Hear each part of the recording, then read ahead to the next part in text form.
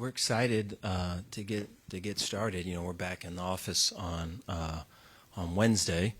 So prior to coming to Texas, it was always the Major League All-Star break was kind of your signal that, hey, dude, summer was fun, but it's time to turn the page. Let's get going with ball. And since being at Baylor, the opportunity to come to coaching school and to be here is the sign that, hey, it's football time. And so excited for the improvements the guys have made during the summertime. A lot of the feedback from Vic and our strength staff has been really strong with just the player-led elements there. And, we were just talking, I think anytime you take transfer players, there's always an opportunity, I think, for guys to kind of assimilate early and, kind of, hey, this is what the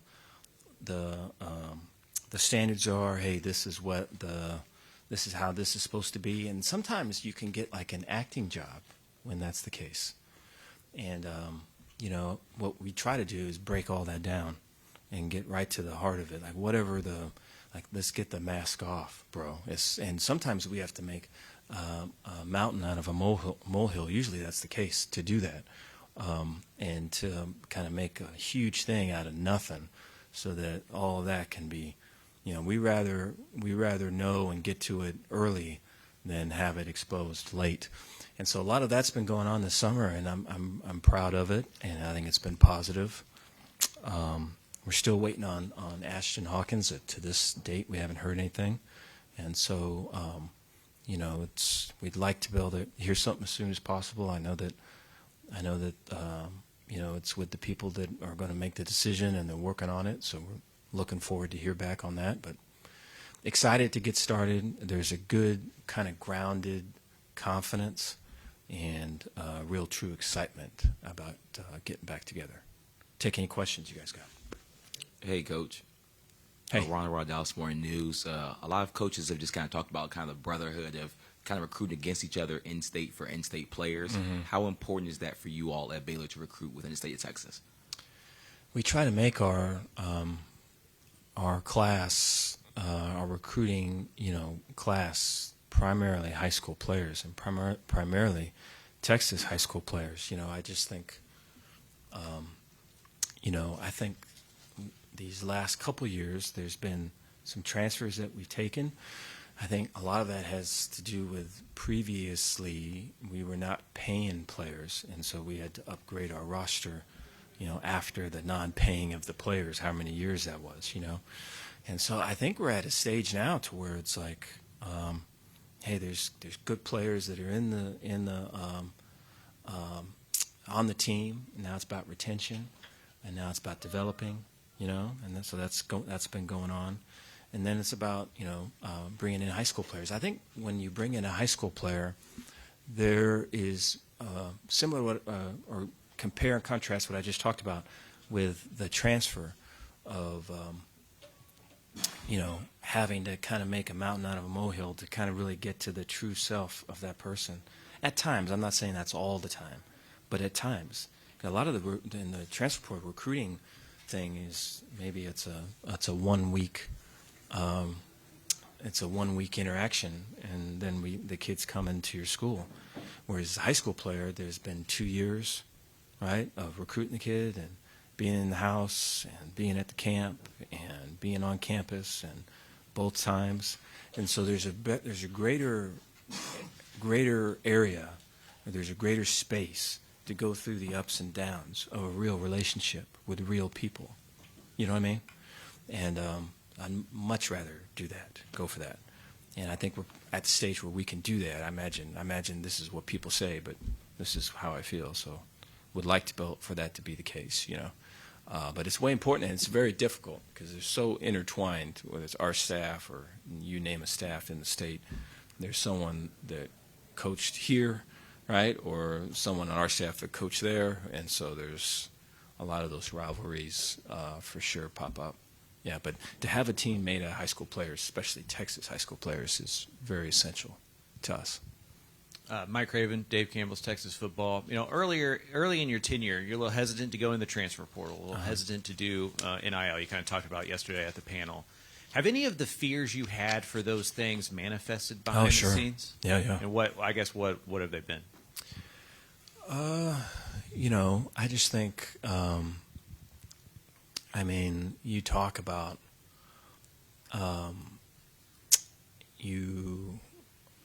what the biggest fear with me with all of that was the power that comes with buying players, I guess.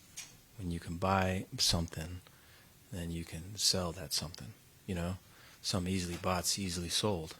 And, I think there's a greater connection if there's understanding of, hey man, this is where this dude's coming from. This is kind of his challenges. Here's his talents. We want to be able to take him from point A to point B. Football is a part of that, but it's not all of that. That's a whole different thing than I'm buying something and it don't work. Get out of here. Get me something new. And that's all around us. Everybody's wet with that, And so it just makes it kind of an ill deal. And, I think for us to be competitive and to be talented and everything, it kind of, from where we were, which is probably like a Disney movie, you can't, we weren't winning the Disney way. And so to get to where you're way aggressive, acquiring talent, doing all those things, you have to get wet a little bit. And that, I don't know. I'm not comfortable with that. But you have to try to have your integrity and find a balance. And I'm still trying to do that. But that's all the time. That's, I think there's, it's the Wolf of Wall Street. I probably shouldn't bring this up with this being recorded. But there's a scene in the Wolf of Wall Street when they're talking about throwing midgets. And it's like, hey, this midget, can he roll there? And you go, no, he doesn't roll. You throw him, you know what I mean? And they're made for throwing. And then after a while, they start talking and they go, well, you know what? I think if you start talking, they may think they know we're making fun of them. The midgets may think that we're making fun of them. So then I'm going to start, they may get mad at us. And then the guys go, well, what we need to do is make them think they're one of us. And they go, one of us, one of us. And I think that's the thing with coaching, call it recruiting, it's that way. They talk about acquiring players, getting rid of players, just like that. And the whole thing underneath all that is they make them think they're one of us. You know what I mean? And it's like, but I don't know, do you have to do that to win? That sucks. Yeah. Shahan J. from CBS Sports. Coach, kind of going off of that a little bit, you look right now in the top 247, 8 of the top 100 guys are committed to Big 12 schools, 3 of them to Baylor. Mm-hmm. I'm curious, I think there was kind of this idea that paying players was going to be a drag on the Big 12 and programs like yours. In some ways, it's been a benefit. Do you feel like rev share has been a benefit to you? And also, just when you look at the past 2 or 3 years, how have you evolved your recruiting strategy for this moment? I think rev share will be a benefit for Big 12 schools. Some type of balanced, hopefully balanced level playing field would be a benefit. I think we're all waiting for really strong enforcement, and everyone wants to see what that looks like, But I think right now, it's probably too early to tell. I think some of what you're seeing are, especially in our league, is that there's teams that knew that the rev share era was coming and front-loaded deals to have money freed up in rev share to make bigger deals to close out guys at this time. And so, that's kind of the color that kind of colors this space that we're in right now. I think once we get to after the season, moving forward, January and all that going forward, I think that's when, hopefully there's a level playing field. And I think, there's so many great options with schools and head coaches and personalities within the state, and history, and just all of it for for kids from Texas that their families can go to all the games, and there's rivalries and there's traditions and all this stuff, and so there's such great opportunities, I think, for it to be where, hey, this school gives you $4 and we can give you $4 and all this other thing evens out like that. I think that's a benefit to our league. Coach Zach Smith, Waco Trib, has the addition of all this money and maybe your changing views on recruiting and all this affected your relationships with high school coaches? And how has that changed over the last few years with the addition of all the money? We just try to be as honest as we can. I think it's the more the money's got involved, the less influence, unfortunately, the high school coaches have had.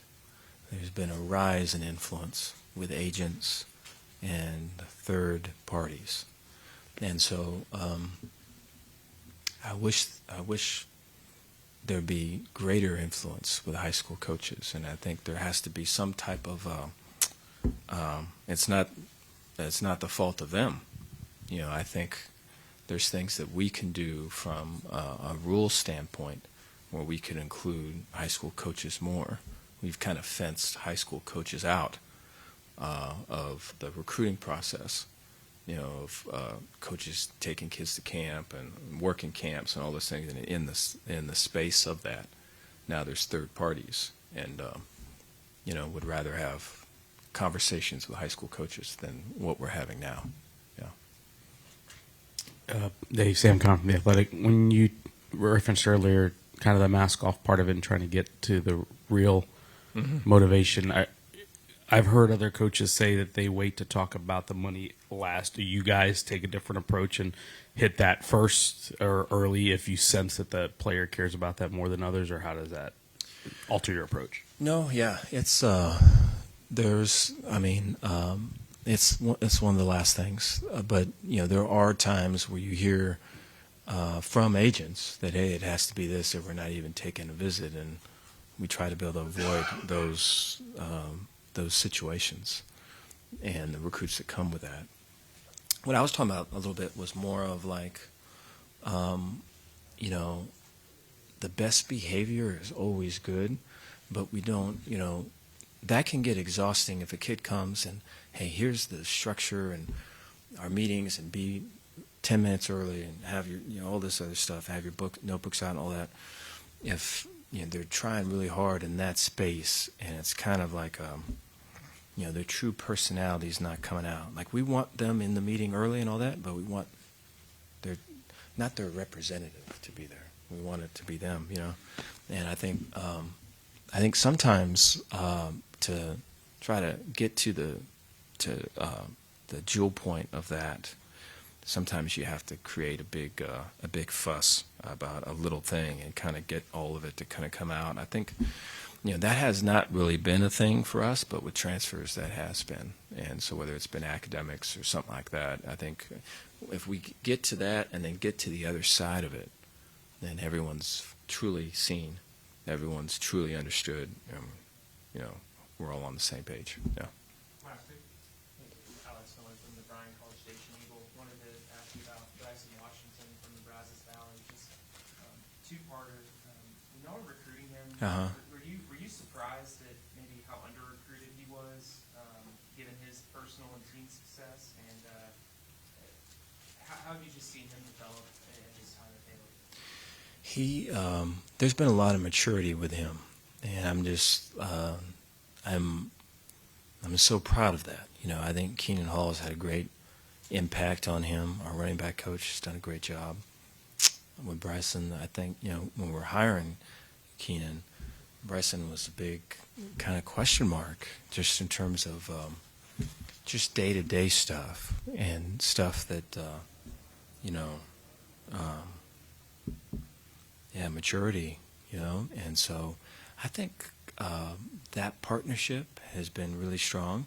And then I think for Bryson, it's been the change in offense has really benefited him He's an explosive downhill guy. He's got great patience and vision, and so the ability to kind of open stuff up and get it to where, he's able to make a cut or break an arm tackle, and it's just a bunch of grass. I think those two things combined, but it's just way cool to see.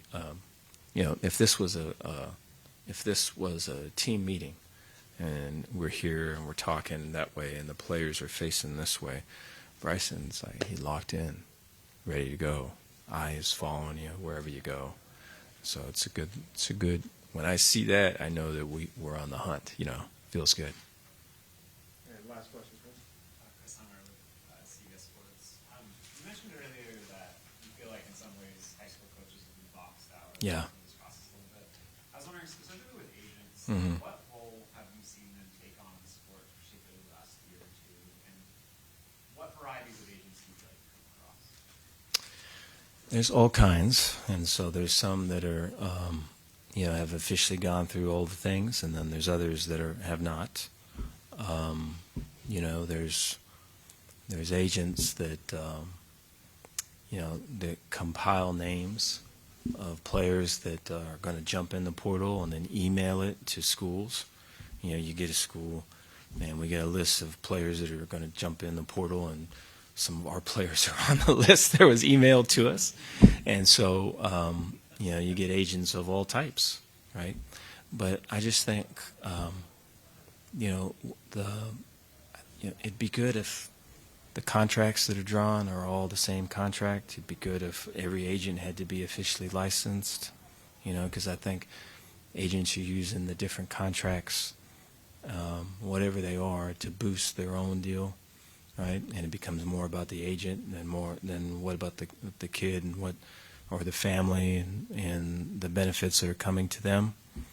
And so, I think, there's, for the ones that are kind of shady, there's guys that are doing it right and doing all of it. But you get into the high stakes of, hey, this is, I got to have it.